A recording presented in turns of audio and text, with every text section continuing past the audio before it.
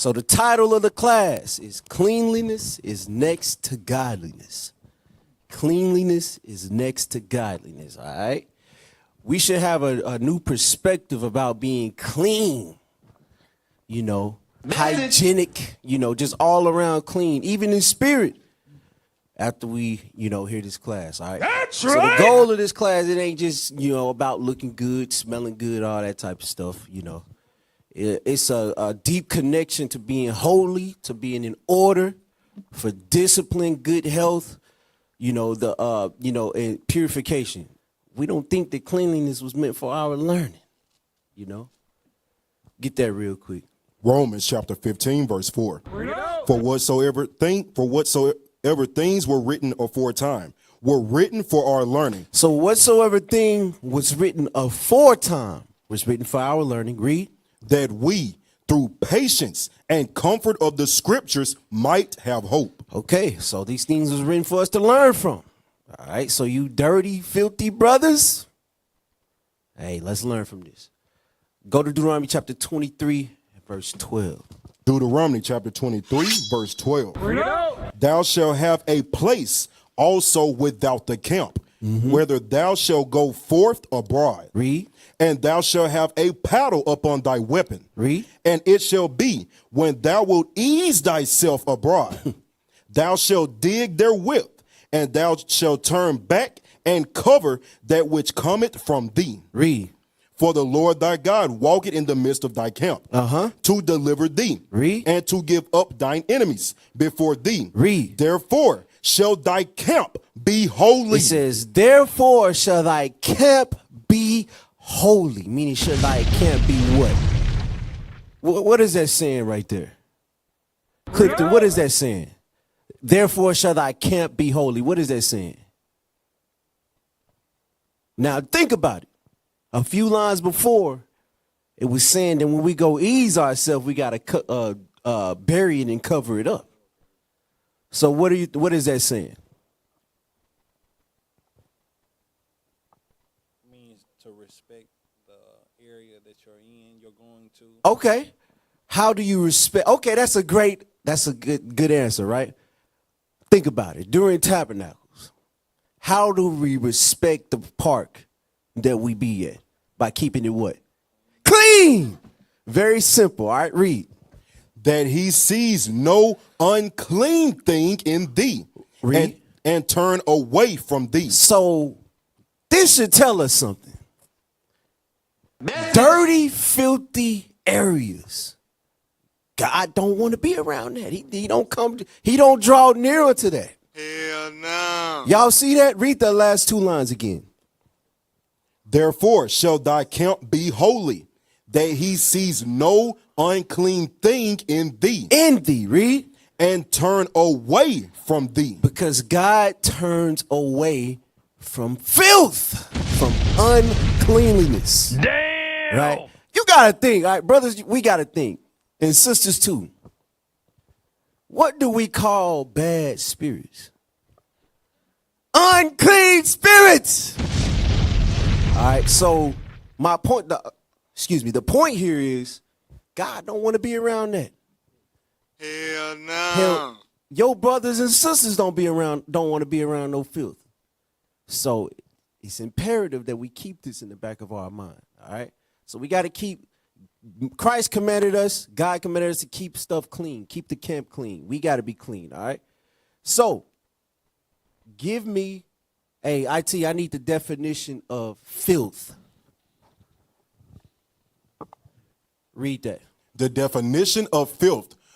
Filth refers to highly unpleasant, offensive, or disgusting dirt, refuse, or waste. Or what? Waste. Read. Beyond physical grime.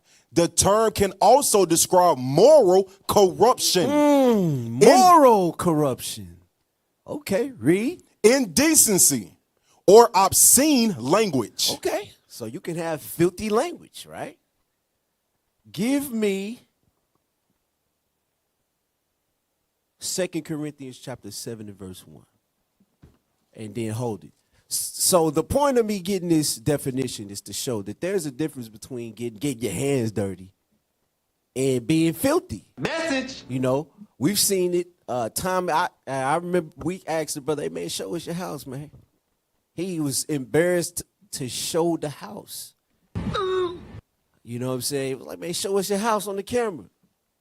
But that brother had a dirty, filthy spirit. You know, he attracted filth.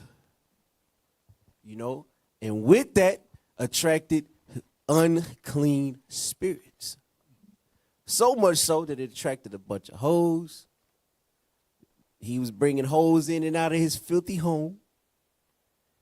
You a whole nigga. And sister even complained about the damn sheets being dirty.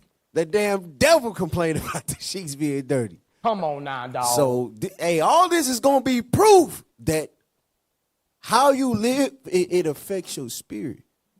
And your spirit affects how you live. Message. All right? Watch this. Give me that.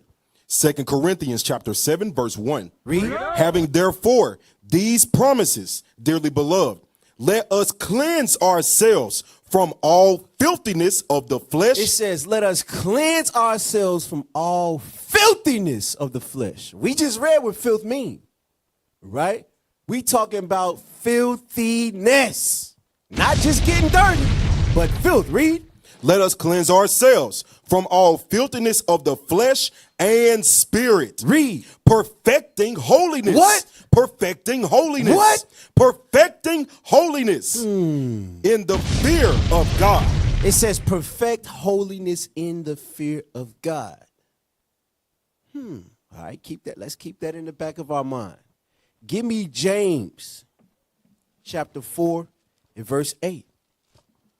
Because all throughout the scriptures, God tell you, don't touch the unclean thing. Cleanse yourself, cleanse yourself, cleanse yourself. That's right. But a lot of us don't get it. Hell no. We still got to tell brothers, hey, man, hey, you need to do better on the cleaning crew, man. Knowing that God is drawn to cleanness, not filthiness. Read. James chapter 4, verse 8. Read. Draw nigh to God, and he will draw nigh to you. Read. Cleanse your hands, ye sinners, and purify your hearts, ye double-minded. So, likewise, with our spirits, we gotta cleanse our mind, right? But the discipline comes when we cleaning ourselves, cleaning our bodies, cleaning our homes. You gotta clean your car. Nobody should smell an odor on you when you walking by. Hell no. Nobody should smell your goddamn breath. You know. Are you serious? You know, but it be these same brothers. But he want benevolence from his wife. You can't make this stuff up. You know what I'm saying? This is the type of things that we go through as a people. Your wife got to deal with some funky. But if you cleanse yourself like the scriptures say, we wouldn't have to worry about this type of stuff. Right? Read on. Be afflicted. And No, give me Psalms 23. I'm sorry, 24 and 3. Psalms chapter 24, verse 3. Who shall ascend into the hill of the Lord?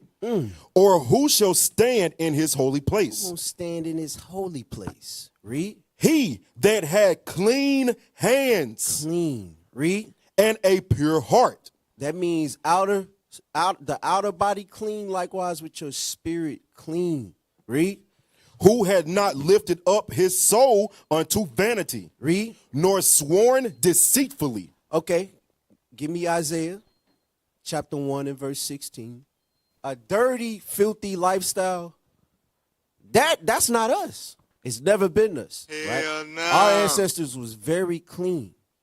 That's so right. much so that God drew near unto them. Right? Read. Isaiah chapter 1, verse 16. Wash you, make you clean. Read. Put away the evil of your doings. So this is talking about spiritual as well. Read. From before mine eyes. Read. Cease to do evil. So we see that uncleanness and evil spirits, it go hand in hand. You gotta, I forget who, it was one of my uncles. He would always, my uncles told me back in the day, right? Uncle Wayne, I believe it was my Uncle Wayne. Be careful of a woman with dirty feet. A woman that walk and got dirty feet, she a demon. Damn. Right? Read on. Learn to do well. Uh-huh. Seek judgment. Read. Relieve the oppressed. Read. Judge the fatherless. Plead for the widow. So notice it say clean yourself, clean your spirit, all in the same scripture. So the teacher point here is the Bible connect, being clean, being clean with holiness and the filthiness of the flesh with evil spirits. These things we have to clean up in our lives. That's You right. shouldn't have a dirty home, brothers and sisters. Hell no. Your clothes, you shouldn't come up here with dirty clothes. We've had to get on brothers about that. Does everybody We've understand had that? to get on brothers about bathing. These are the type of things that we got to be wary of. If I may, officer. Go ahead. All right, so look, it was one point where Bishop, he was doing a class and he brought out this movie called Limitless, right? That's right.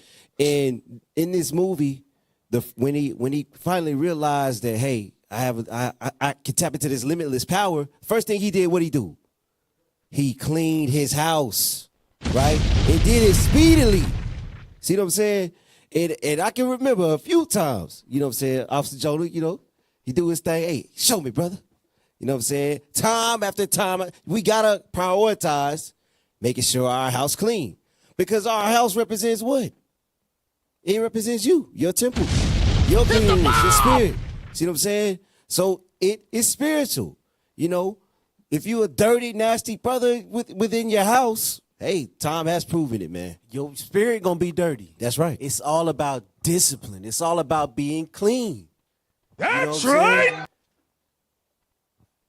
But anyways, that 2 Corinthians 1:7-1, it basically show you that there is, uncleanness in the flesh and uncleanness in your spirit. That's a fire precept right All there. right. So another point is uncleanness can touch your body sometimes without you being filthy. For instance, go to Leviticus chapter 13. All right. But the point is, brothers and sisters, Message. like I was saying before, right? Getting dirty is one thing. But when you allow yourself to stay dirty and keep piling on, that's filth. We can't be that way. There's animals more clean than some of us. Damn. A raccoon wake up every morning and wash his face. Did y'all know that?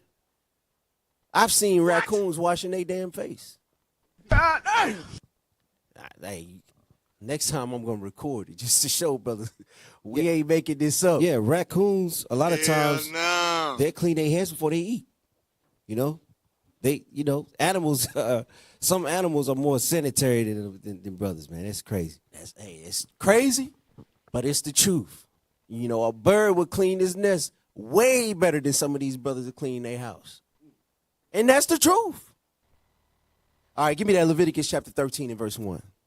Leviticus chapter 13, verse 1. This is a sort of uncleanness in the flesh, that can come when you're not necessarily filthy, right? Read.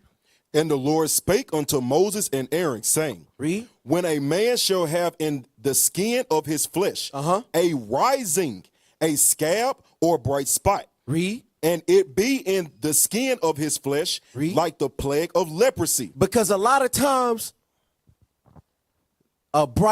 keep reading.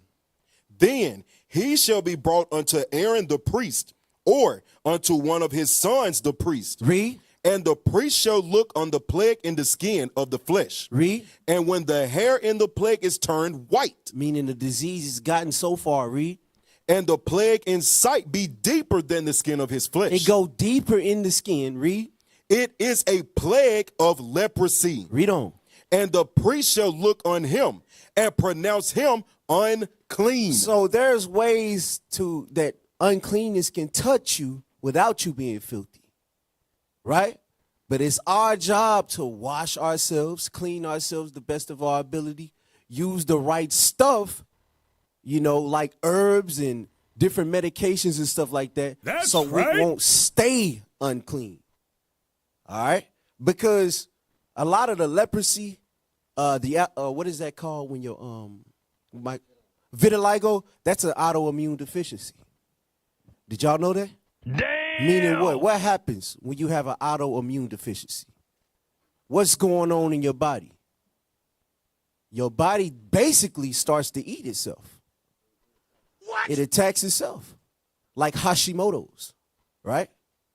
But basically, there's a filthiness that can touch you without you being actually filthy. For instance, this right here. All right, but it's our job to clean and do as best as we can. Pray that the Most High, cleanse us and all that good stuff. Go to Leviticus chapter 15. Now, this right here, it can get crazy. This, man, I'm telling y'all, this stuff can get crazy. Go to Leviticus chapter 15 and verse 11. Leviticus chapter 15, verse 11. Read. And whomsoever he toucheth that had the issue, Read. and had not rinsed his hands in water, Read. he shall wash his clothes. It says, and have not rinsed his hands in water. Read. He shall wash his clothes. Read. And bathe himself in water. Read. And be unclean until the even. I have seen this with me working in the medical field. I have seen people come in saying, hey, I got this spot on my leg. I got this spot right here, spot right there. I've literally seen it. The uncleanness start to spread from you not washing yourself after the issue is, been pushed out. All right? So, married brothers, make sure we washing. And I'm finna give y'all a fact. Married sisters, make sure you washing. I'm finna give y'all a fact real quick. Hey, it used to be a TV show called, I think it was called Mansers or something like that. Right. Mansers. I think it came on some type of, Spike TV. Hey, exactly. But anyways, there was a fact that came out that said when a man don't wash himself and the smell of benevolence is still on him, women, the pheromones attract other women to that man. Right? Damn. The pheromones from another woman attract other women. So that nastiness attract more unclean spirits. All right? So we got to wash. There's a reason why we got to wash. All right? That's right. We have to. Go to 2 Kings chapter 5 and verse 10. We got to wash, brothers. We got to wash, sisters, because that uncleanness attracts more uncleanness. Give it what you got. 2 Kings chapter 5, verse 1. Read. Now Naaman, captain of the host of the king of Syria, was a great man, with his master and honorable. Is that verse 1? Yes, sir. Excuse me, jump to verse 9. Verse 9. So Naaman came with his horses and with his chariot, and stood at the door of the house of Elisha. Read. And Elisha sent a messenger unto him, saying, Go and wash in Jordan 7 times. So Elisha told one of our, matter of fact, start at verse 7, because one of our brothers had uncleanness on him, right? And Elisha saw that, and he was like, man, go wash yourself. Watch this, read. Verse 7. And it came to pass, when the king of Israel had read the letter, that he rent his clothes and said, Am I God to kill and to make alive? Read. That this man do send unto me to recover a man of his leprosy? Read. Wherefore, consider, I pray you, and see how he seeketh a quarrel against me. You see that? Brother didn't really have faith. Brother didn't really believe. Read. And it was so, when Elisha, the man of God, had heard that the king of Israel had rent his clothes, Read. that he sent to the king, saying, Wherefore hast thou rent thy clothes? Let him come now to me, and he shall know that there is a prophet in Israel. You see that? He said, tell him to come on down here. It's a prophet down here. Read. So Naaman came with his horses and with his chariot, Read. and stood at the door of the house of Elisha. Notice he didn't go inside. Elisha had that brother standing at the door. Stay right there, brother. You unclean. You sick. Read. And Elisha sent a messenger unto him, Uh-huh. saying, Go and wash in Jordan 7 times. Go wash in the Jordan River 7 times.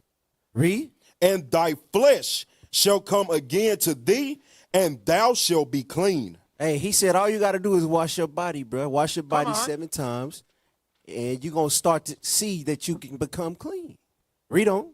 But Naaman was wroth and went away and said, Behold, I thought he will surely come out to me and stand and call upon the name of the Lord, You his see God. that? Brother said, man, I thought he'd come out and put hands on me, touch me, heal my body or something like that. Read. And strike his hand over the place. Read. And recover the leper. You see that? Read on. Are not Abana and Phaphar, rivers of Damascus, better than all the waters of Israel? Right. So at that time, other rivers was cleaner than the Jordan River at that particular time. Read on. May I not wash in them and be clean? What, may I not wash in the cleanest rivers and become clean? Read. So he turned and went away in a rage. Mm-hmm.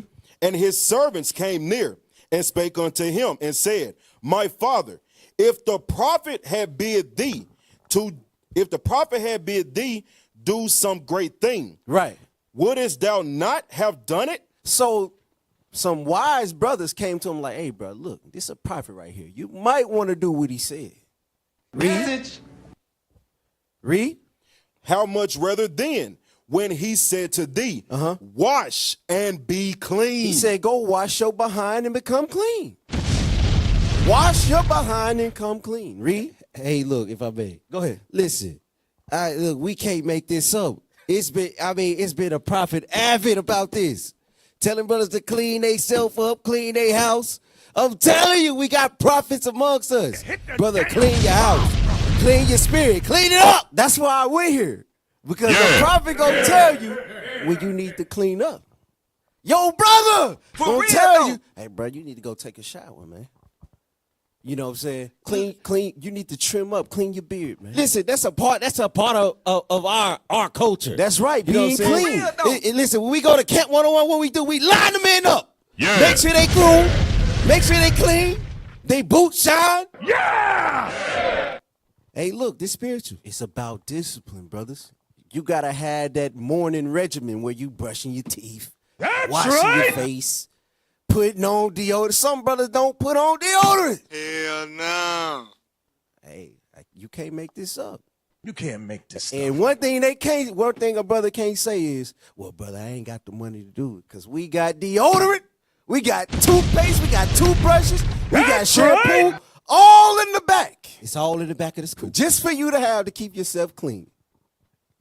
Read. Does everybody understand that? Then went he down and dipped himself 7 times in Jordan. So he did what the prophet said, and he cleaned his body 7 times in the Jordan River. Read.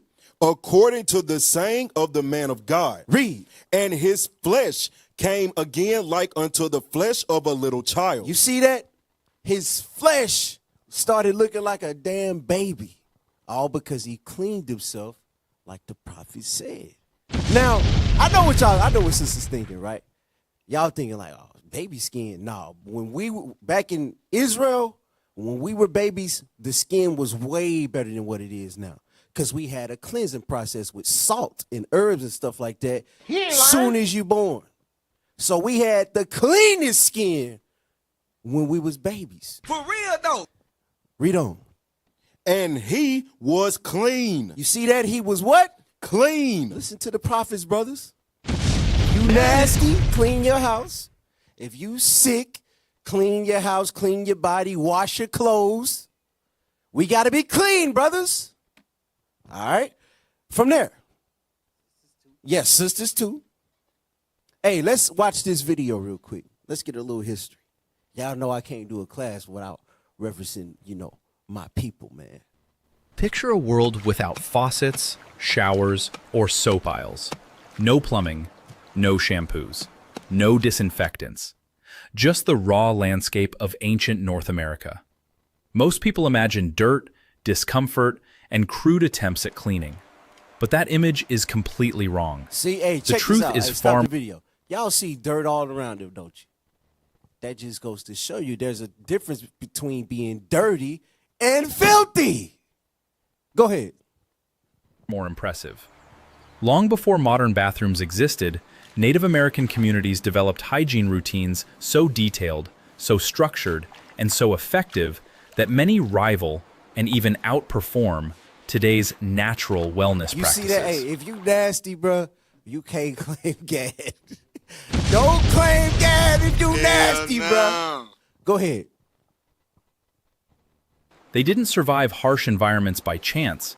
They lived clean, organized, and healthy through daily systems built from observation, knowledge of plants, and a deep understanding of how the human body responds to climate, work, and seasons. You see that? Forget the myth of ancient people being unclean. It collapses the moment you look closely at the tools they used, the techniques they mastered, and the communal structures they built specifically for bathing, grooming, and health. Imagine stepping into a steam lodge heated with stones glowing red, Now yucca stop, root stop. lather. What is a steam lodge equivalent to? Huh? A sauna, right? So what is the point of a sauna? What does that get rid of? Bring it out. Okay. I'm looking for one word.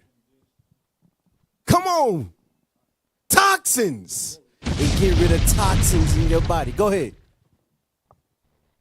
Foaming between your hands, clay mixtures polishing and conditioning your skin, and fresh water collected from precise, uncontaminated sources rushing over you like a natural shower. That's right. These weren't occasional luxuries, they were daily routines. Oral care, see hair that? treatment, skin cleansing, pest control, scent masking for hunting, Check and it. Hey, even hold on, detox. hold on. It says something heavy right here. Pest control. You can't keep pests away from your house if you not clean. Hell Because no. even clean people in the wintertime, pests gonna come in your house. But the point is, are they gonna stay there? You know, you gonna go out, get dirty, but are you gonna stay dirty? You know what I'm saying? Go ahead. Steam baths, every aspect of the body had a method, a tool, and a purpose. Nothing about hygiene was improvised. It was intentional, organized, and essential to both personal health and That's called community a stability. hygiene routine, a regimen, right? How many of you brothers got facial regimens for the morning time? I know you do. How many of you sisters got facial regimens? Like you exfoliate, you do hey, we gotta be clean. Hey, because they just said it. Right. They just said, what was it, a hot steam bath? Right.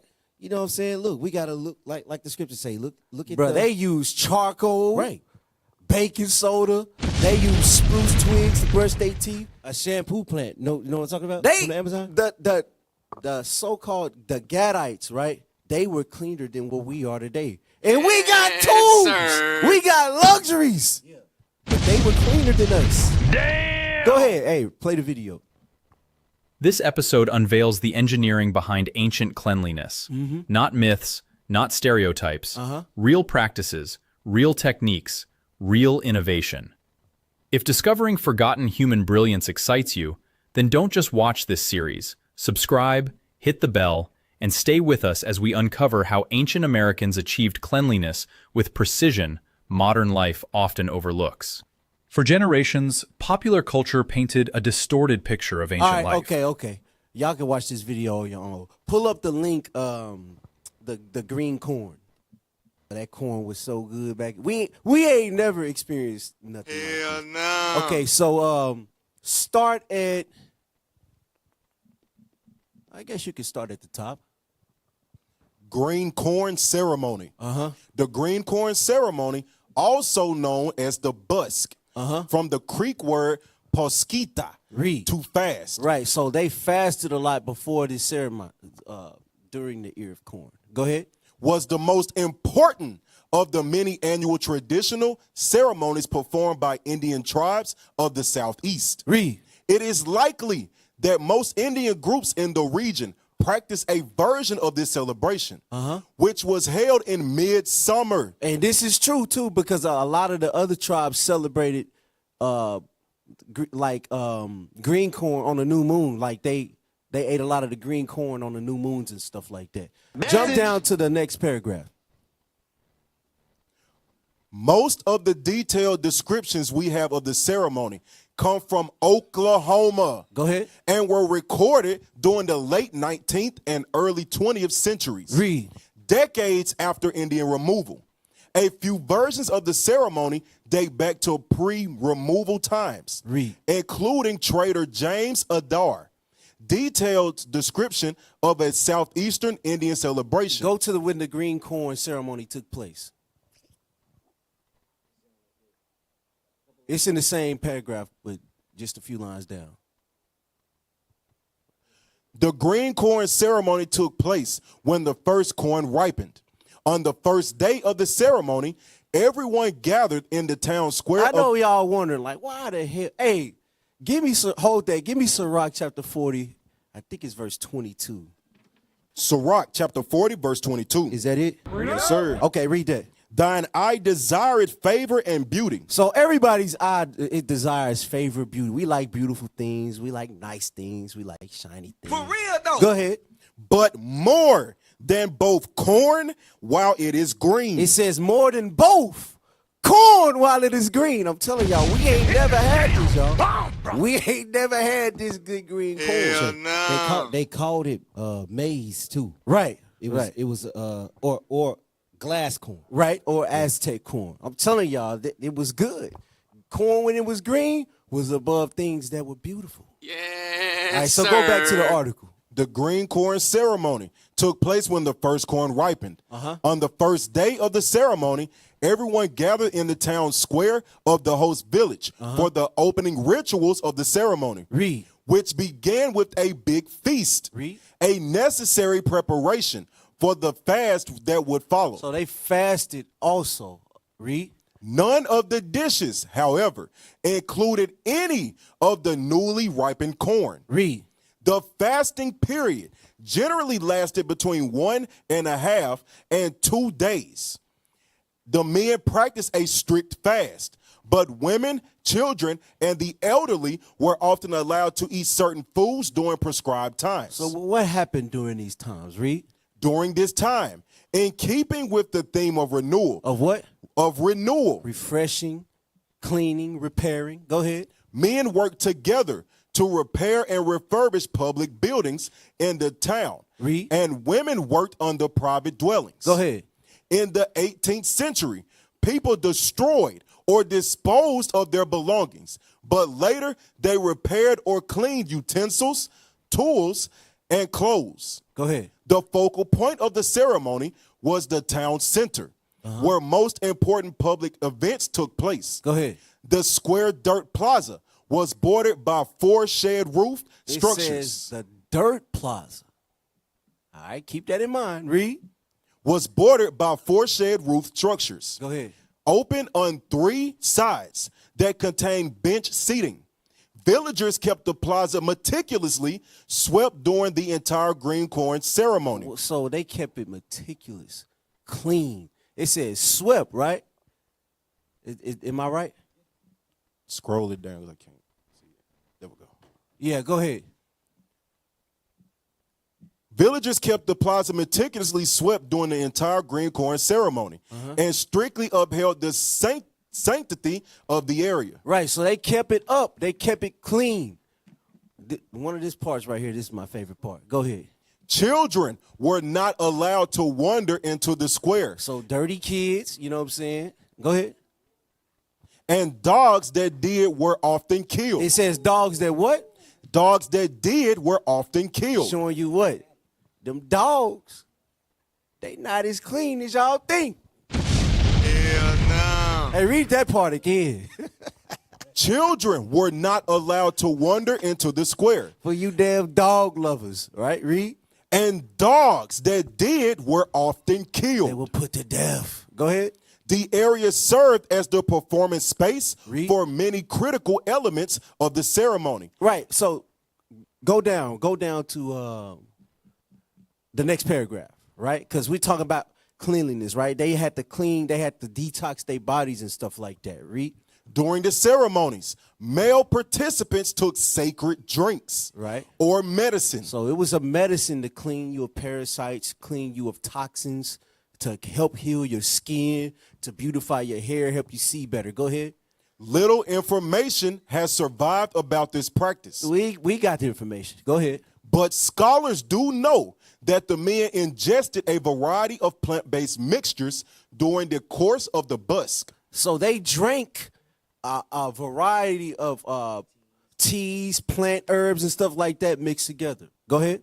The plant's leaves were used to make a caffeinated beverage. So it had a little bit of caffeine in it, right? Caffeine, if you don't know, it helps clean what? What system? Anybody know? What you got to do when you drink coffee? You got to pee it, and it's a diuretic, all right? Help flush your system out. Go ahead. Similar to tea, Go ahead. that the men drank as part of a ritual purification rite. Purification, right? It was purification.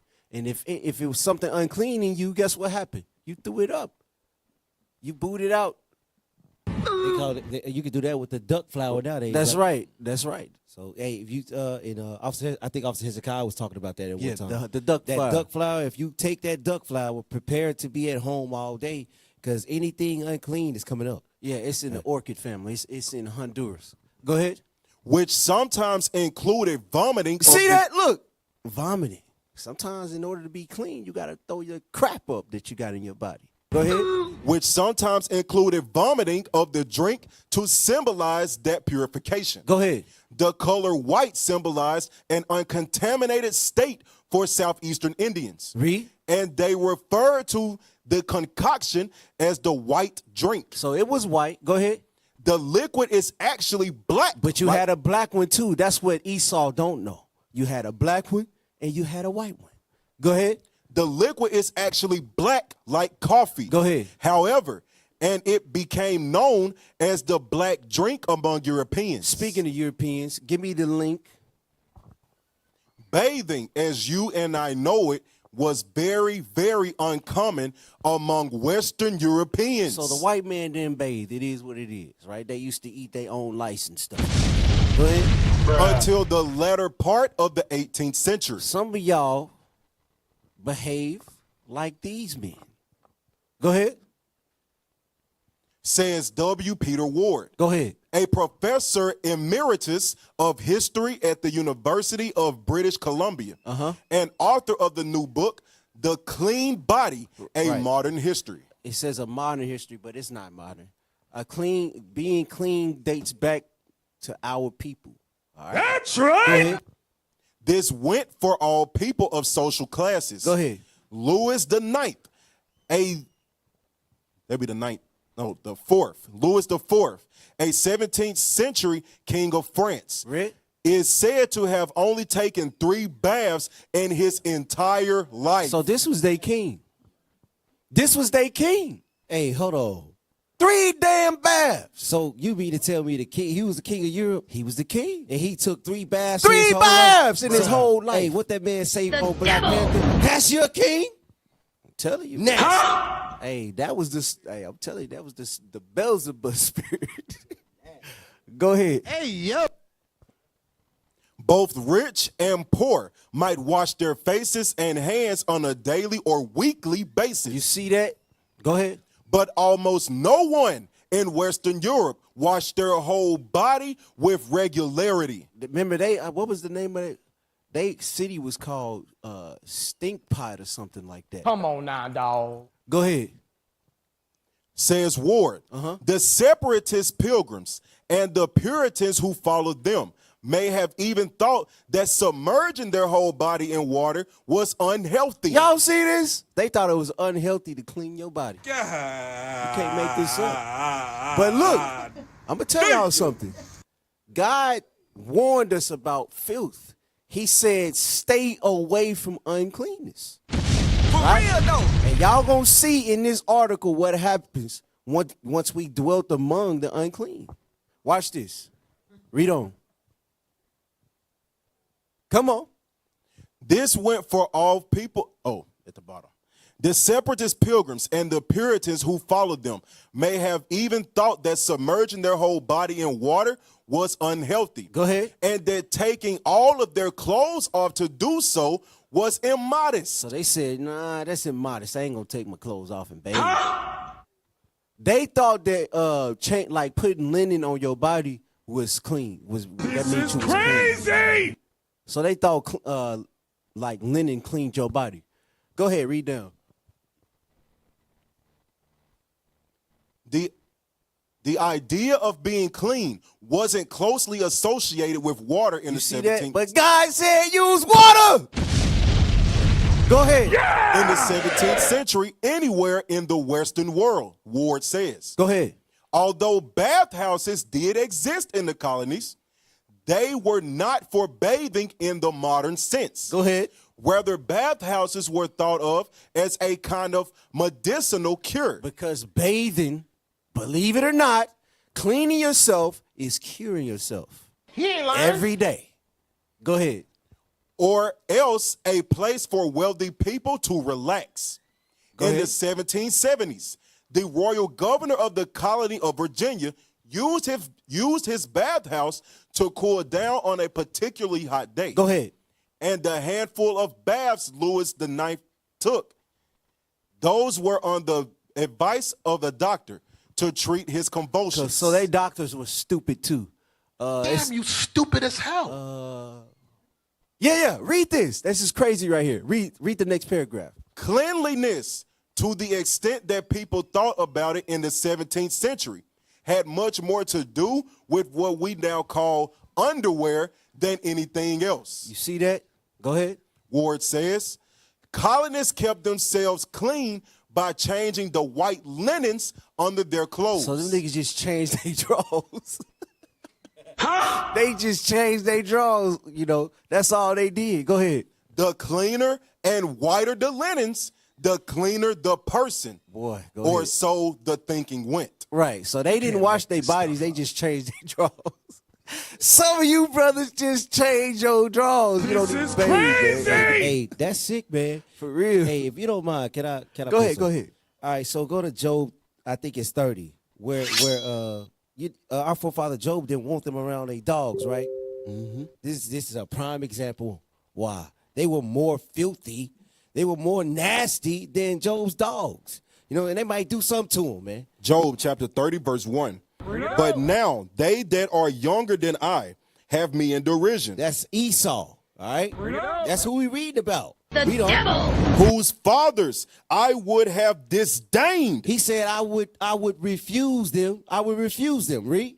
to have sat with the dogs of my flock. These people can't even be around my dogs because telling you. why? They gonna do something nasty to them. I'm telling you. They gonna give them fleas. Get out.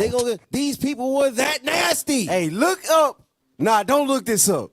But just know that Esau has been in more and more trouble recently with bestiality. Doing stuff to them dogs. Hey, the people that like they dog licking their faces and, you know, kissing your dog. You got your bed. Hey, they got that dog in the bed with you. Hey, we know. Remember, y'all, cleanliness is next to what? What does that say about them? Come on, for real. They Hey, unclean. go back to the article.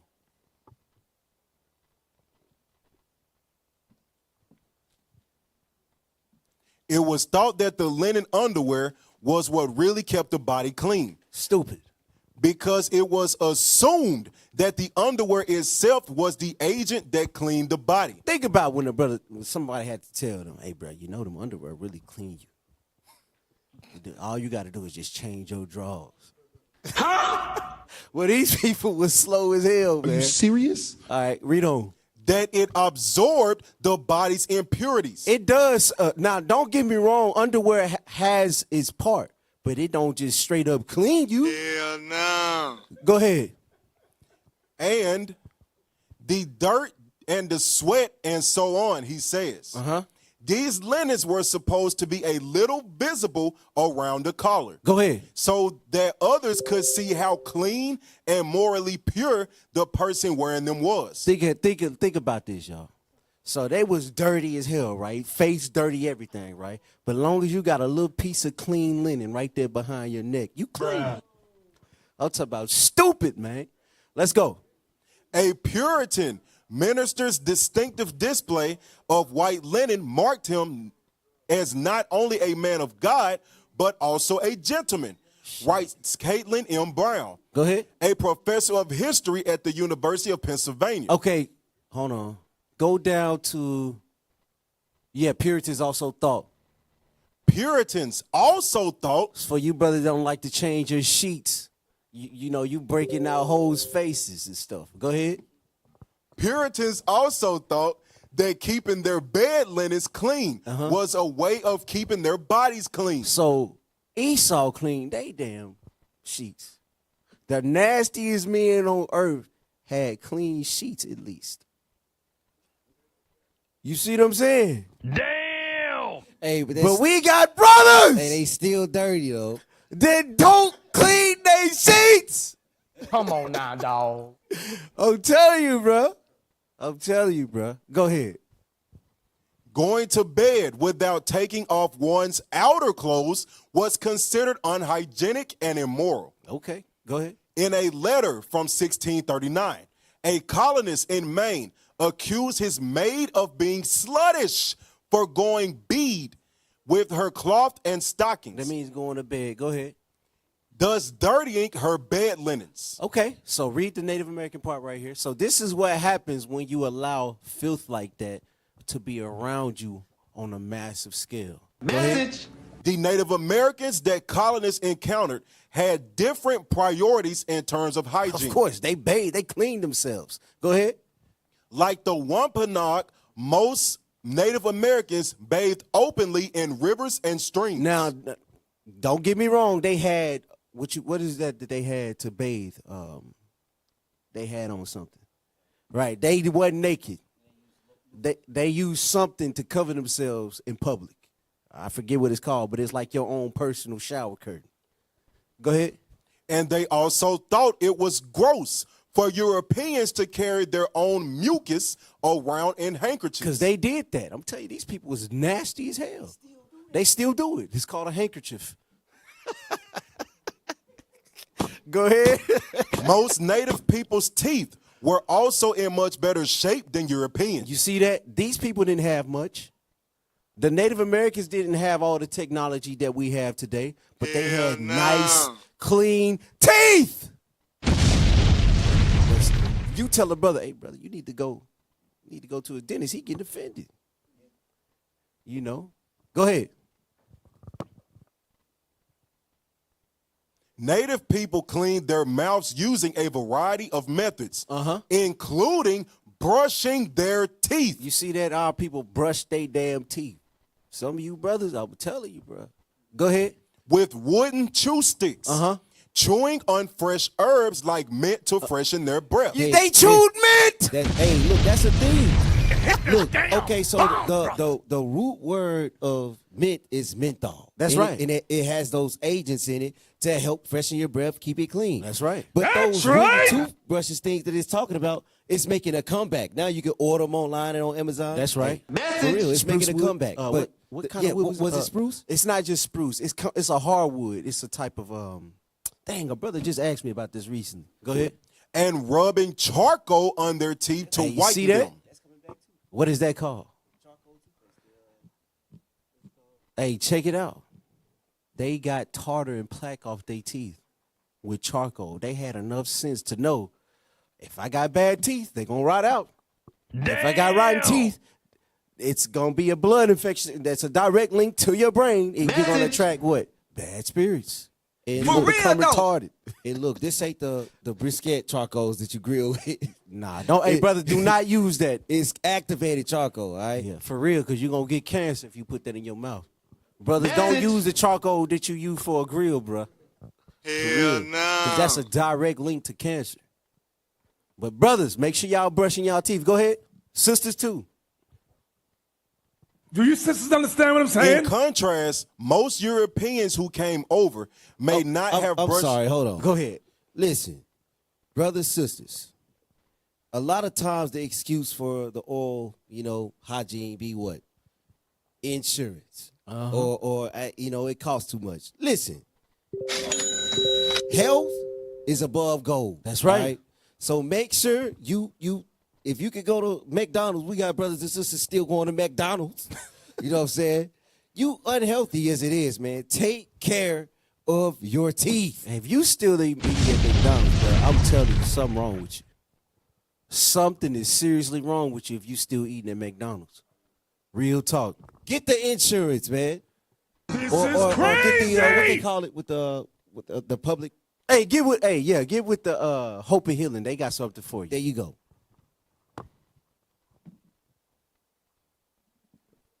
Go ahead. In contrast, most Europeans who came over may not have brushed their teeth at all. They ain't never brushed their damn teeth. Ever in their life. They never brushed their teeth. Go ahead. and had a diet that was generally worse for their oral health. So believe it or not, brothers and sisters, there's diets that's better for your teeth. And we're going to read about it in these scriptures. Go ahead. And it ain't Debbie cakes either. It It ain't no- all that damn sugar. Go ahead. The colonists' lack of hygiene was more than just a smelly inconvenience to the Native Americans they encountered. Let's see what happened. It also posed a very real danger. So hold up. Unclean people, nasty ass brothers pose a danger to you. Brothers got all kinds of microbes on this goddamn skin. Hey, you brothers, man, we got to wash, man. Go ahead. Unwashed colonists passed along You microbes see that? to which Native Americans had no prior exposure and therefore no immunity. So ultimately, it killed our people. All right, the filth of the white man started killing a lot of the Native American Indians, particularly in the Southwest region. All right, go down some. Was that it? Oh, okay. Read that.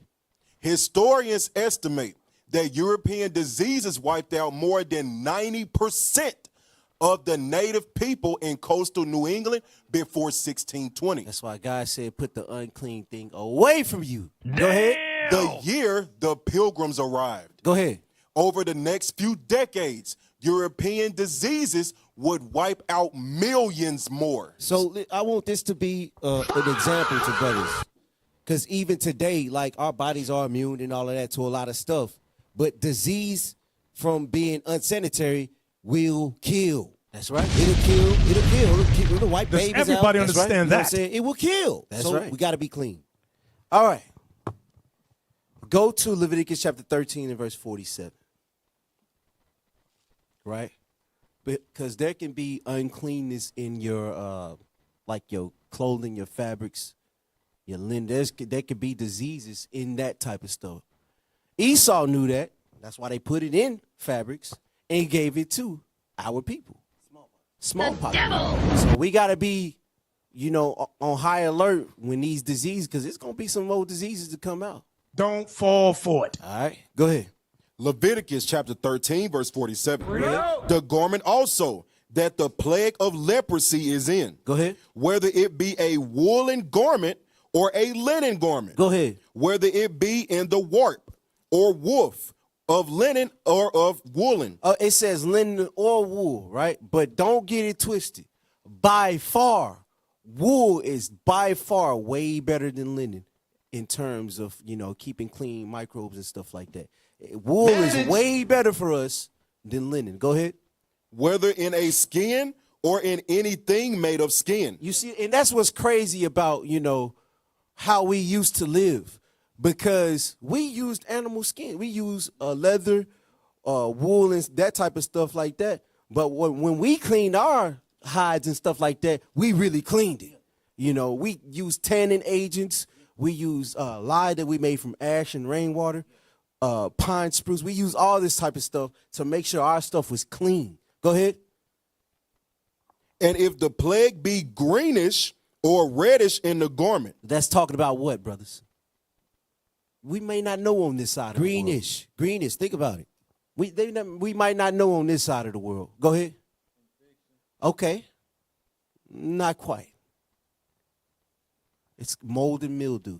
different spores of mold and mildew create different colors. There's a yellow one, there's an orange one, there's a green one, there's a red one. All right, go ahead. And if the plague be greenish or reddish in the garment, Go ahead. or in the skin, Go ahead. either in the warp or in the woof, Go ahead. or in anything of skin, Go ahead. it is a plague of leprosy. Go ahead. And it shall be showed unto the priest. Go ahead. And the priest shall look upon the plague and shut up it that had the plague 7 days. Read.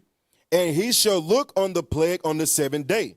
If the plague has spread in the garment, Go ahead. either in the warp or in the woof. Now you got to think about it. What is this that's spreading? It's spreading inside a piece of fabric, a cloth. We got to really think on this. Go ahead. Or in a skin. Go ahead. Or in any work that is made of skin. Read. The plague is a fretting leprosy. Uh-huh. It is unclean. Read. He shall therefore burn that garment, whether warp or woof. So, brothers, sisters, if your clothing get this bad, right, you may leave some clothes out in rain hit it, or your shed may get a leak and you get a bunch of mold and stuff in it. Throw that shit away. All right, don't try to clean it and put it on, because all you're gonna do is make yourself sick. And mold kills. It does. And look, a lot of times when we wash our clothes, we'll leave the clothes in the washer. Right. All right? Don't do that. That's right. Do not do that. Hell no. Put it in the dryer. You know, if you ain't got a dryer, old school. Right. Clothespins in the clothesline. I know y'all remember that. Uh-huh. Let the air hit it so the mildew and the mold won't take over your clothing. Mildew can really make you sick. All right. This type of stuff I know we overlook it, but you put mildew clothes on the wrong person, you're gonna end up getting osteonecrosis of the skin. All right. All right, you gotta burn that crap. Go ahead. He shall therefore burn that garment, whether warp or woof, in woolen or in linen, or anything of skin. Go ahead. Wherein the plague is, for it is a fretting of leprosy. Go ahead. It shall be burnt in the fire. Burn that crap. Burn it. All right. Now go to, let's see.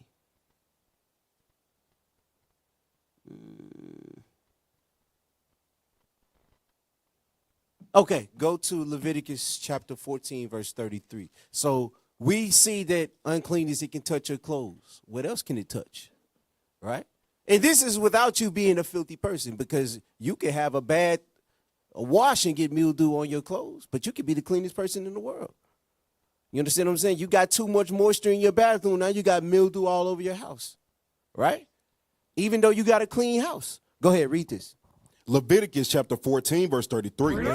And the Lord spake unto Moses and unto Aaron, saying, When ye be come into the land of Canaan, which I give to you for a possession, and I put the plague of leprosy in a house, and the land of your possession, and he that owneth the house shall come and tell the priest, saying, It seemeth to me there is as it were a plague in the house. You see that? A sickness, a disease, something spreading in the house. Read. Then the priest shall command that they empty the house before the priest go into it to see the plague, that all that is in the house be not made unclean. See that? Go ahead. And afterward, the priest shall go in to see the house. This is why a lot of brothers be sick. A lot of sisters get sick from mold, mildew, all kinds of stuff in your house, in the walls. You know, sometimes you can't even see this stuff. But if you come in close proximity to it, get in your system, now you throwing up and you defecating at the same time. That's a telltale sign that you've got into mold. If it's coming out both ends, you feel like crap. You know what I'm saying? Go ahead. And he shall look on the plague, and behold, if the plague be in the walls of the house. So if it's in your walls, go ahead. With hollow strakes. Go ahead. Greenish or reddish, which in sight are lower than the wall. You see that? Go ahead. Then the priest shall go out of the house to the door of the house. He said, let me get out. Go ahead. And shut up the house 7 days. And the priest shall come again the 7th day. And shall look, and behold, if the plague be spread in the walls of the house, Go ahead. then the priest shall command that they take away the stones in which the plague is. You see that? So it's levels to it. Sometimes it's right on the surface, but sometimes it's beyond the wall. It goes past the drywall. Sometimes it go into the wood and all that good stuff. Go ahead. And they shall cast them into an unclean place without the city. Go ahead. And he shall cause the house to be scraped within round about. You see there? You had to scrape that crap off. All right, go ahead. And they shall pour out the dust that they scraped off without the city. Go ahead. And into an unclean You place. see that? They had to take it to an unclean place. You couldn't even keep it inside the city. You had to take that crap somewhere else. Damn. Well, the priests, they had a hard job, boy. Boy, they had a hard job. All right, so you can have uncleanness in your house. You can have uncleanness in your clothes. You can have uncleanness in your spirit. All right?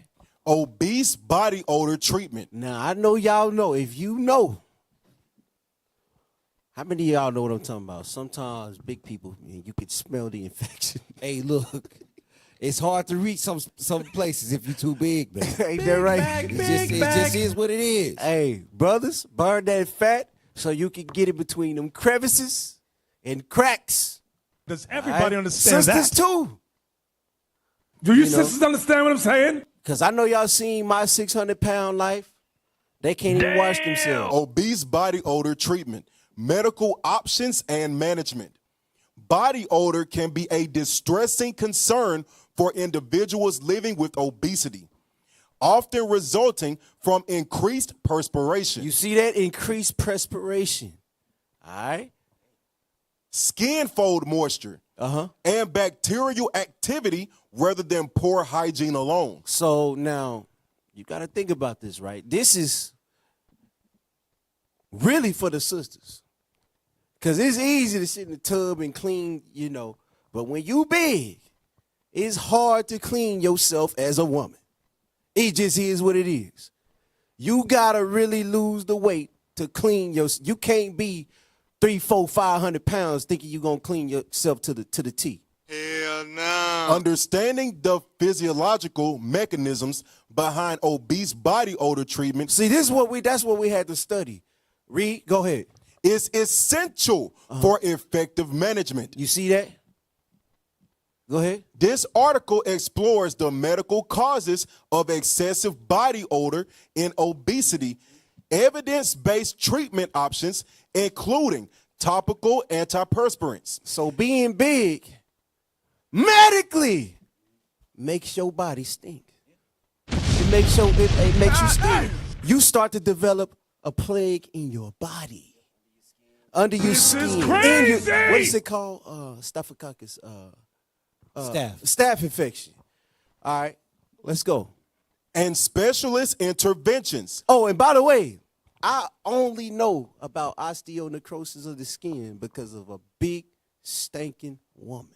Because she allowed herself to get so big that her skin, I'm telling you, this ain't even funny. It was a Caucasian woman. She allowed herself to get so big that her skin became black. She became black as Job. She started off as a Caucasian Come on now, dog. and became black because of can't make this osteonecrosis. This stuff ain't funny, and it smells so bad. So once you get to a certain place in your life, ain't no turning back. Hell no. I tell you, bro, that's the only thing that I have smelled that smelled worse than cancer. Go ahead. Practical hygiene strategies, and guidance on when to seek professional medical advice for persistent or severe symptoms. Most of you sisters need it now. All right, go down. All right. Shit. Let's read this. Understanding body odor in obesity. So this is how you understand, because y'all know what I'm talking about. Y'all know what obesity smell like. It smell like an infection. Okay, let's go. Body odor is a common concern that can affect individuals of all body types. You see that? It can affect all body types. Go ahead. But people living with obesity may experience particular challenges related to perspiration and odor management. So it's a challenge for your body to smell good. Go ahead. I'm gonna have to do part 2. Understanding the physiological basis of this issue is essential for effective treatment and reducing associated distress. You see that? So go ahead. The relationship between body composition and odor involves several interconnected factors. Individuals with higher body mass index, BMI, may experience increased heat retention due to insulating adipose tissue. You see that? Go ahead. Triggering enhanced perspiration as the body's natural cooling mechanism. Now you gotta sweat even more. I'm gonna tell you, son, think about it. What is your body's natural defense as far as keeping cool? Sweat. So when you put on stuff that, like when you put on more fat, it make you sweat more. Damn. You see what I'm saying? Go ahead. Importantly, skin folds common in obesity, especially in women. Hey, look, the fold. Look, yes, if your skin folding over, sister, this applies to you. That's right. All right. Go ahead. in obesity create warm, moist environments where bacteria thrive. Y'all hear the white man? The nastiest man on the planet got to tell you that you nasty if you fat. Go ahead. Friction and occlusion in these areas promote bacterial colonization. Colonization. You might as well be a damn petri dish. Hey, look, brother. Brothers and sisters be chafing. Oh God! Come on, let's go. These bacteria break down sweat and skin cells, producing volatile compounds responsible for characteristic body odor. Now, don't get me wrong. There are some big people that go a little bit over and beyond with their hygiene because they have to, right? But for the most part, when you are obese, you can't properly clean yourself. Hell no. It's hard to manage because your body's still producing what? Sweat. Still producing what? Odor. Go ahead. Bacteria. Sweat itself is largely odorless when first secreted. Because it's salt. Salt is a cleaning agent. Go ahead. The human body has two main types of sweat glands. Okay, here we go. Eccrine glands, which produce watery sweat for temperature regulation. Go ahead. And opocrine glands, concentrated in areas like the armpits. So the stinky armpits, go ahead. And groin. Go ahead. Which produce protein-rich secretions. You wondering why you got stuff built up. When apocrine sweat interacts with skin bacteria, particularly Staphylococcus. There you go. That's staph infection. Go ahead. And Corynebacterium species. Go ahead. Malodorous compounds are generated. Go ahead. Clinically excessive body odor is termed bromidrosis. Go ahead. Which should be distinguished from hyperhidrosis. That ain't nothing but it's just sweating. Yeah, so you know how some people sweat more than others. For instance, Officer Hezekiah, he sweat a little bit more than the average person, right? But that don't mean he produced a lot of body odor. There's a difference between those two right there.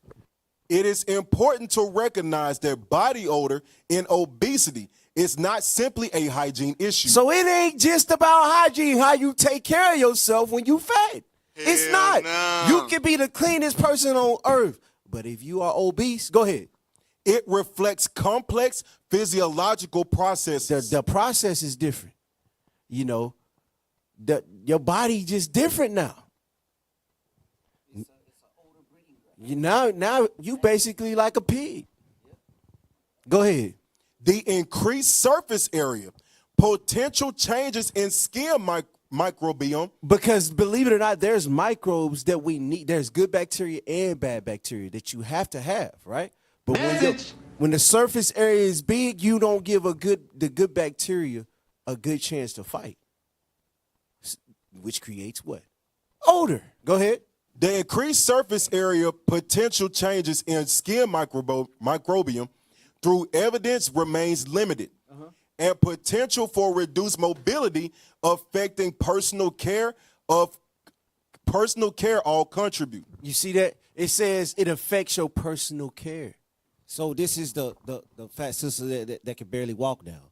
You have reduced your mobility. You know what I'm saying? This is for the brother that can barely walk now. You've reduced your mobility, so you're increasing the chance for more and more and more bacteria and more virus and more sickness. This All right? is crazy. Your body is now a breeding ground for sickness. Come on now, dog. Go ahead. Furthermore, certain obesity-related conditions, such as type 2 diabetes, You see that? Believe it or not, that disease. Nah, go ahead. may influence body chemistry and odor. See, I was just about to say that, but we're gonna let the white man say it. When you start to get these diseases from being obese, it increases your odor. Diabetes increases bad odors, especially in obesity. Right, but not only that, it makes your kidneys. So you got your kidneys and your lungs work together, right? Doing the bicarbonate factor, right? So when you so obese that your kidneys not working properly, now your teeth starting to look different because your teeth are right now because the calcium and stuff can't reach your teeth. Oh my God. That's why a lot of people with kidney problems have bad breath. Go ahead. Understanding these mechanisms help frame body odor as a manageable medical concern. You see that? It's a medical concern. You done got so bad. Look, you got so big that your body is now a medical concern. And they wonder why Captain Shim used the medical team for Lardies. Rather than a personal failing, encouraging individuals to seek appropriate treatment without stigma. You see that? Go down. Where we at? Where it say without stigma? Okay, yeah, go down. So these are some of the things that can cause body odor whenever you become obese. Message. Because even the medication that you take for being obese causes a body odor. Because guess what? Especially SSRIs. Right, because it's used for what? Mainly diabetes. Okay. Let's go. Same stuff. Medical causes of excessive body odor. Whilst increased perspiration in obesity has physiological explanations, several underlying medical conditions can contribute to an exacerbate body odor, warranting clinical assessment when odor is persistent or severe. Hey, jump down to skin infections. Skin infections are more prevalent in individuals with obesity due to moisture retention in skin folds. That's why you smell the infection. Y'all thought I was just saying that. You can smell the infection. Skin folds. You see what I'm saying? Skin folds, fat folds, Briskets. you know what I'm saying? But a sister will come up to you and say, I'm going to eat what I want to eat. Yeah.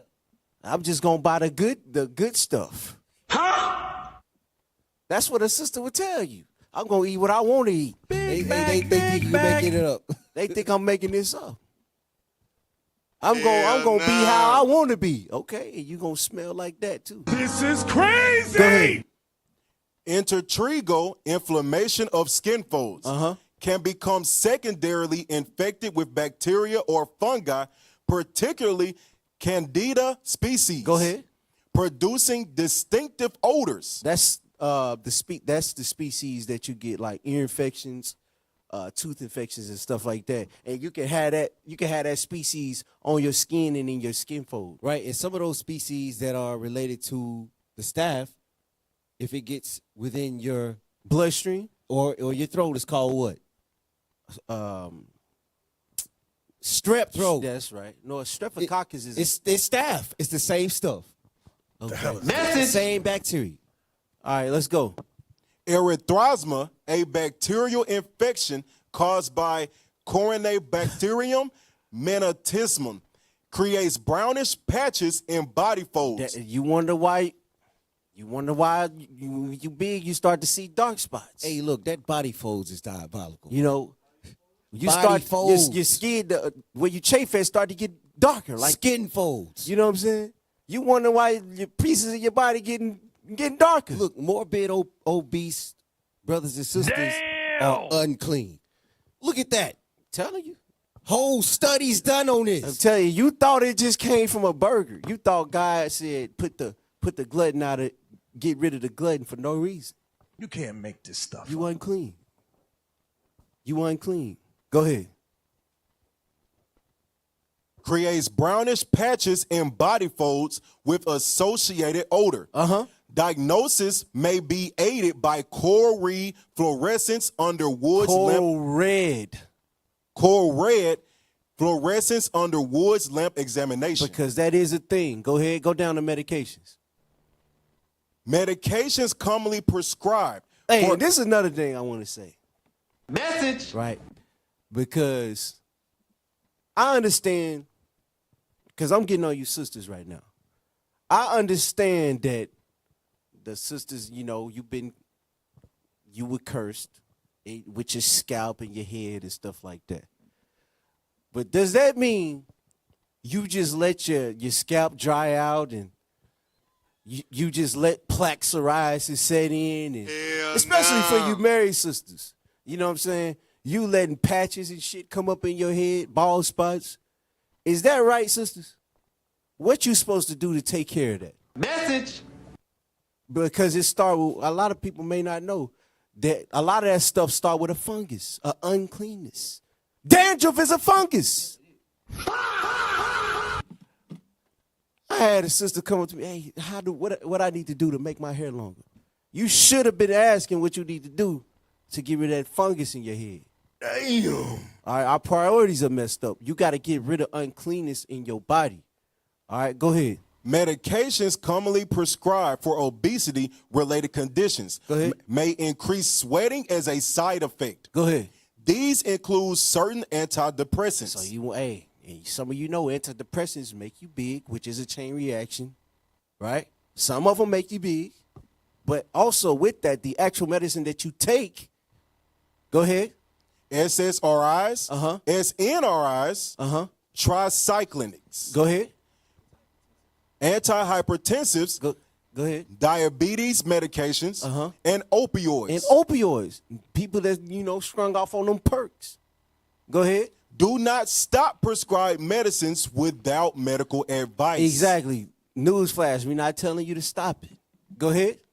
Discuss any concerns with your GP or pharmacist. Go ahead. Additionally, dietary factors, including high consumption of certain foods like garlic, Guess what? It can start seeping through your skin sometimes. Read.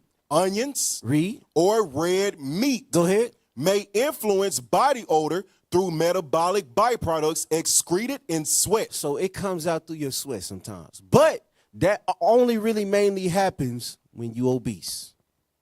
Go ahead. Though evidence for dietary modifications remains limited. Go ahead.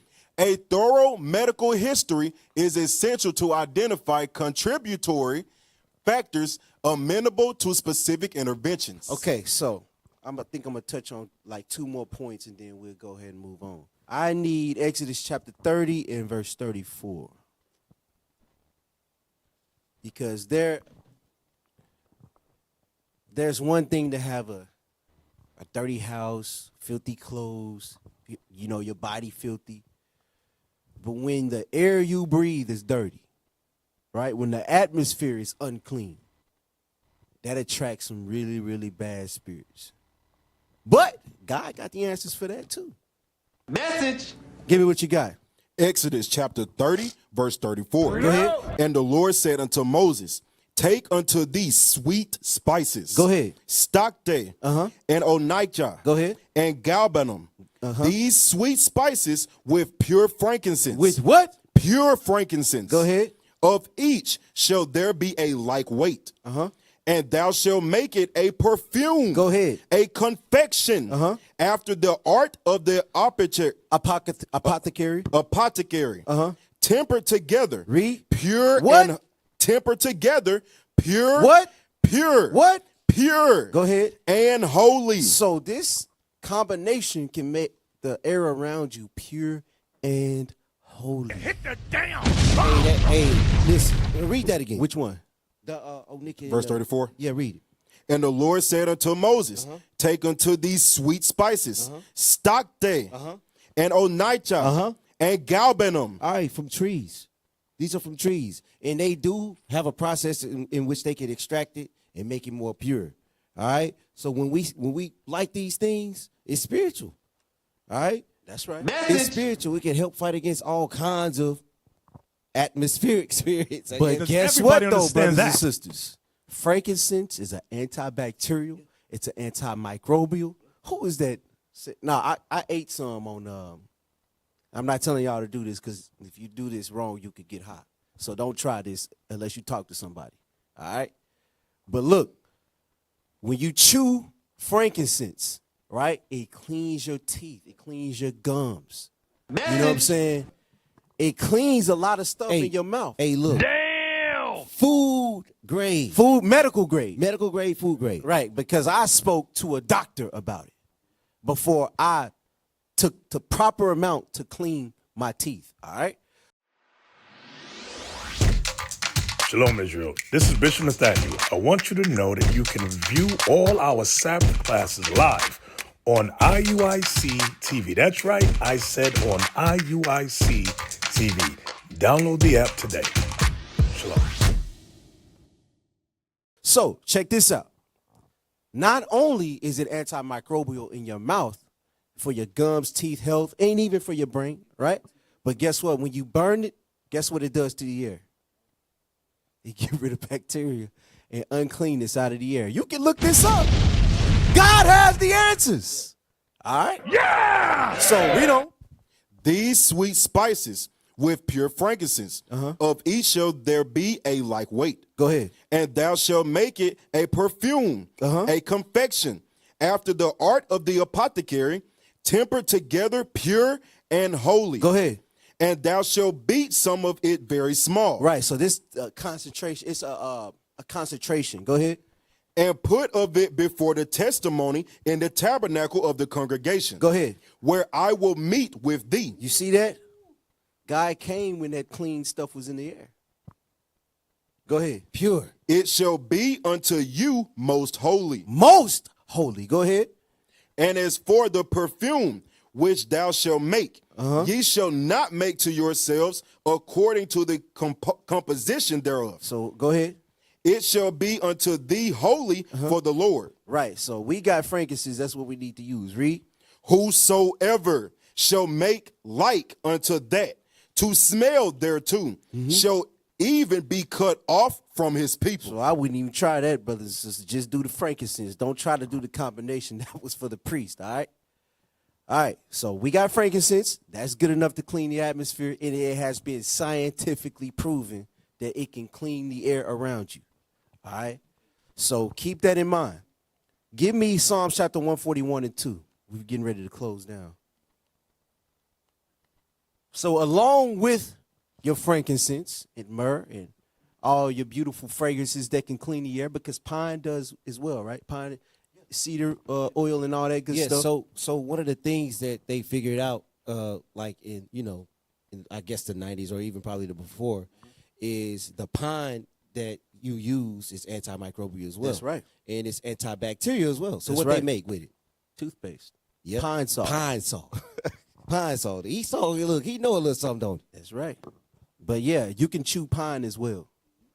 All right. You still got to be careful with the pine too. All right. It's medicine. All right. The chewing gum that we used to make back in the day was from tree saps and stuff like that. Psalms chapter 141, verse 2. Let my prayer be set forth before thee as incense, and the lifting of my hands as the evening sacrifice. Set a watch, O Lord. I'm sorry. Read that again. Let my prayer be set forth before thee as incense, and the lifting of my hands as the evening sacrifice. Read it one more time. Let my prayer be set forth before thee as incense. As what? Incense. Go ahead. And the lifting of my hands as the evening sacrifice. So what are you supposed to do along with our frankincense and myrrh? Pray. You gotta pray the unclean spirits, the unclean bacteria and stuff out of your atmosphere. Does everybody understand that? Mold. You gotta pray. That the priest had to pray. Y'all do understand that, right? We gotta pray these things out of our life. We gotta pray for a clean spirit. You gotta put in the action for a clean house. All right? Because a lot of you sisters' houses be dirty as hell. Real dirty. Am I wrong? Message. Some of you sisters, you need to clean up. You need to clean up for real. For real though. Bedroom be dirty as hell. Don't want to clean clothes. Look, don't want to wash dishes. Look, the husband come home and he had a hard day of work and his house dirty as hell. Right. You come home, you trying to get your camp clothes, it's on a dirty clothes pile. They still dirty. You like, damn, I'm trying to go to camp. The hell is this? But the unclean spirit in that sister don't want to clean up around the house. What the hell is this? You see what I'm saying? That translated to other things. These sisters don't be having a clean diet. Look, the brother at work battling unclean spirits as it is. Right. And he got to go home to some more. You got to go home to a dirty wife. Sister don't want to bathe. Don't want to wash her hair. Don't want to brush her teeth. Hey, look, your husband shouldn't smell nothing on you. Your husband shouldn't smell nothing. Hey, I'm going to tell you what sisters do. They act like they so busy that they can't go take a quick. Husband trying to do benevolence. She pushing her away just because she stank. You pushing your husband away just because you stank. You can't make Husband like, what's going on? She don't want to just say, oh, I stank, Lord. Because a lot of you sisters over here in America, you can really learn something from your sisters abroad, meaning in these other countries, right? Because they don't have as much as we have. But they cleaner. They way cleaner. They take the time and they bathe like they foremothers did. What happened with the brother that just got put out? Think about it. What was wrong with his ex-wife? Dirty! Filthy! It translated over to her spirit. Now she got an unclean spirit. Now she bending over on camera for another man. Unclean. But it started off where? In your filthy ass home. In your filthy mind. Filthy mind. I'm telling you, you sisters, y'all nastier than the men. Clean up, sisters. You sisters is nastier than the men. How is it that I got a story. We had a brother that went fishing with me and Jacob. You know, we catching fish. You know, we go home, we clean the fish, right? We went to the brother's house to clean the fish. Wife come outside. She looked like she done been goddamn fishing. I said, damn. I see this up, boy. I thought she been electrocuted. Hair was jacked up. You can't make this Dandruff and stuff all on the shoulders. I said, man, brother, you ain't coming fishing with me no more till you clean up your goddamn mess in your house. Look, let me tell you this. And that's that. Look, because we went into the scriptures too. But there was an article that showed us Esau would put clean clothes on and then they would feel like they clean, right? That's right. Some of these nasty sisters put on a beautiful purple and gold garment right before they come in here. Be dirty as hell. Didn't even wash your ass. I'm telling you, sisters nasty, man. Serious? Y'all nasty. And you not teaching your daughters to be clean. 1 Corinthians chapter 6, verse 19. Is that what I wanted? Yes, sir. Okay, read that. What? Know ye not that your body is the temple of the Holy Ghost? So your body is the temple of God. You supposed to be putting perfumes on, bathing, That's right. brushing your teeth. You supposed to be the cleanest woman on this earth. We Israelites, we had purification. For real though. Go ahead. Know ye not that your body is the temple of the Holy Ghost, which is in you, which ye have of God, and ye are not your own. Look, read that part again.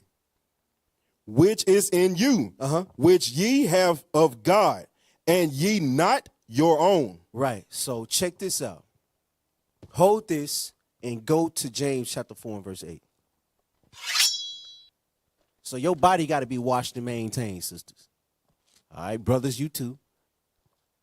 But you know, the scriptures say, "As a man thinketh in his mind, so is he." So you got to clean up your mind. Then what's around you gonna be clean. Your body gonna be clean. But most importantly, this gonna be like a 3-part class, man. I got so much. But most importantly, brothers and sisters, your spirit got to be right. Message. Don't be as the hypocrite. Wash your hands, but your spirit not right. You know, scribes and Pharisees. Okay, you got to clean up at home. You got to clean your body. You have to clean your spirit. It's all discipline. It's all stewardship, and it is very necessary for God to come in amongst us. God don't like to be around the unclean spirit. And you notice, what type of animal did the unclean spirits go into, y'all? Pigs. And some of you brothers and sisters live like pigs. It is what it is. You live in a pigsty. You eat slop. Your diet is terrible. Damn! You eat like a pig. You sleep like a pig. You breathe like a pig. Big back. We can't be that way, Lordbacks. Because even some of you, because I'm a living with, I've seen skinny brothers live worse than big brothers sometimes. All right? So you skinny brothers, get your mind, get your spirit right. This ain't a Lordback attack. Go ahead. It is, but it ain't. Hell no. It's an unclean attack. That's right. Go ahead. James chapter 4, verse 8. Go ahead. Draw nigh to God, and he will draw nigh to you. If you draw nigh unto God, he gonna draw nigh unto you. Read. Cleanse your hands, Cleanse ye your what? sinners. Cleanse your hands, ye sinners. Ye sinners, cleanse your hands, ye sinners. Go ahead. And purify your hearts, You gotta purify your mind. You gotta clean up your mind. Read. ye double-minded. You double-minded. Go ahead. Be afflicted and mourn. Okay, last scripture. Go to 2 Corinthians chapter 7, verse 1. 2 Corinthians chapter 7, verse 1. Go ahead. Having therefore these promises, dearly beloved, Go ahead. let us cleanse ourselves So we gotta cleanse ourselves, brothers and sisters. Read. from all filthiness of the flesh. All filthiness of the what? Of the flesh. So you gotta clean all filthiness of the flesh. Your habitation, right? Your clothing, right? Everything. You got everything about you needs to be clean. Brothers and sisters. Read. and spirit. And your spirit got to be clean with the word of God. Read. Perfecting holiness in the fear of God. It says perfecting holiness in the fear of God. How do we practice that? Your cleanliness is next to godliness. All right, play the video. Come on, brother. All right, so this is our Gadite sister giving us a little bit of the history. For many native tribes, using a sweat lodge helped to remove the body of impurities. It was a time of ceremony, prayer, and connection with oneself and the Creator. Now, Native Americans aren't a monolith, so not every tribe has done this, but there are many that did and still do. Native Americans also used plants like soapweed yucca that was used as both a body soap and a shampoo, and used yarrow to wash the hair and leave it fragrant. Natives also believed in bathing in rivers and lakes. See and that, understood bro, they the didn't have a importance bathtub. of hiding waste or excrement. Even nomadic tribes would Wait, hide go their back, waste. go back. Because I know you remember this. Hey, we had a brother up here. Went in that bathroom, defecated, and didn't flush the toilet. I said, brother, you ain't flush the toilet. He said, man, you can't see no feces in the toilet. I said, brother, it's right there in the toilet, brother. You can't make this up. Play that part again. Clean themselves. For many native tribes, using a sweat lodge helped to remove the body of impurities. It was a time of ceremony, prayer, and connection with oneself and the Creator. Now, Native Americans aren't a monolith, so not every tribe has done this, but there are many that did and still do. Native Americans also used plants like soapweed yucca that was used as both a body soap and a shampoo, and used yarrow to wash the hair and leave it fragrant. Natives also believed in bathing in rivers and lakes, and understood the importance of hiding waste or excrement. Even nomadic tribes would hide their waste in holes to make sure predators don't come after them. The Inca also had plumbing and ways to redirect not only wastewater, but also have waterways for irrigation, which is why for many native tribes, when those who got off the boat, we couldn't understand why they smelled so bad. In fact, natives of Central America would burn incense to deal with the stench coming off of them. And before anybody says, oh, but they just got off a boat from a long trip, of course they're going to be a little bit stinky. But when they were staying here, they weren't going back home, they still chose not to bathe because they looked at it as immoral. Even just taking off one's clothes was considered sinful. They also felt that water spread diseases because where they came from, it did. You did not have proper waste disposal, sewage disposal, and the water was literally being filled with sewage. The smell of human waste and industrial waste hung over Victorian London. For centuries, the River Thames had been used as a dumping ground for the capital's waste, and the population grew, so did the problem. In 1858, they had the Great Stink. So this was going on for a long time. Yeah, it was This is called how the Great Stink. Okay, that's what it was talking about. Yeah, and that was in Europe, London, right? All right, so brothers and sisters, look, we got to be clean. Cleanliness is next to godliness. Across the earth, the prophets move. From city streets to distant lands, the message is the same. Israel must rise. Through every quest, every journey, the truth spreads. No border can contain it. No distance can silence it. Our nation lives in every moment. In joy, we celebrate marriages. In sorrow, we honor our dead. On the Sabbath, we gather as one. Families rejoicing together, bound by the commandments of God. Yet are we tried. From the stones in Kenya to the hatred in Montana, we endure as a soldier of the Lord. And still, the mission expands. On the airwaves, on the screens, in every nation under heaven, Israel's voice is heard. We build our communities. We raise our children in royalty. We restore what was broken. We clean what was defiled. We show the world who we are.